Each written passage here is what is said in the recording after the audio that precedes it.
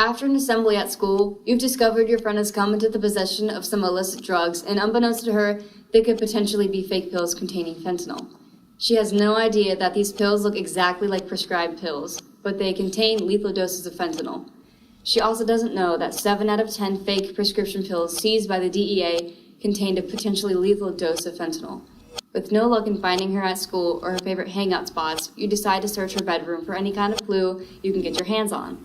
With time ticking, you have to find your friend before it's too late. Can you do it? I'm Maggie. I'm Logan. And I'm Emma. We are in the process of creating an escape room that will share the facts with other youth in our community about the dangers of substances, including fentanyl, fake pills, and much more. Our ultimate goal is to educate our peers to prevent overdoses and death in our community. This all came about because a few of us mentioned that we liked escape rooms. From there, we were asked, how can you use your interest to teach other youth what you know? And that's how it all began. Having partners makes the experience a lot easier, and it can help us in a lot of different ways. They can support our efforts financially. Extra people also means extra hands on deck for projects. More partners equals more support with all of our needs. It's like a networking effect. We work with 2 people, they in turn talk to 2 more people, and before we know it, everyone's talking about what we're doing. A budget can range from being modest if you're struggling with funding to more robust if you have financial support. If you want your escape room to be youth-led and adult-supported, that means the youth determine the materials they want to purchase. They can also source their purchases and let the adults make the purchases for them. An adult can pose questions or offer suggestions, but the youth should ultimately take the lead.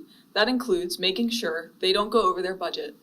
You can get creative with a limited budget by looking online for different DIY escape room ideas. You can also borrow materials or purchase used items.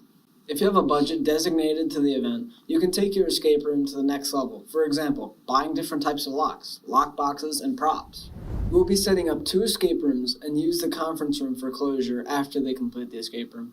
Most likely, this will mean you will need empty spaces like offices, empty stores, community centers, recreational centers, American Legions, schools, or your local YMCA. Places that are easily accessible to youth are always great ideas. Choose your target groups. Community youth, groups of friends, or youth groups such as Boy Scouts of America, Girl Scouts, American Heritage groups, or faith-based groups.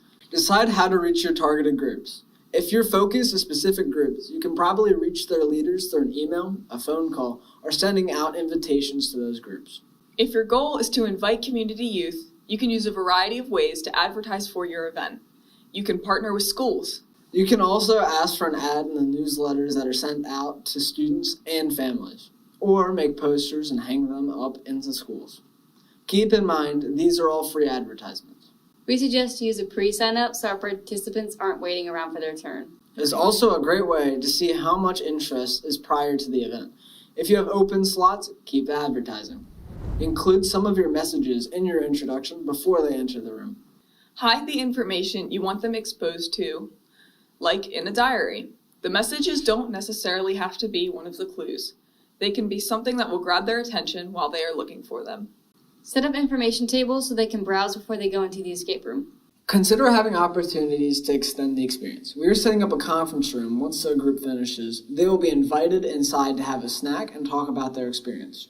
We also plan to have a few ambassadors and some of our partners in the room to answer questions and get feedback from their experience. It's time to get creative.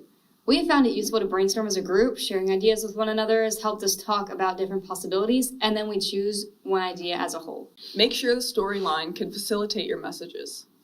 Pick something that your target group can relate to.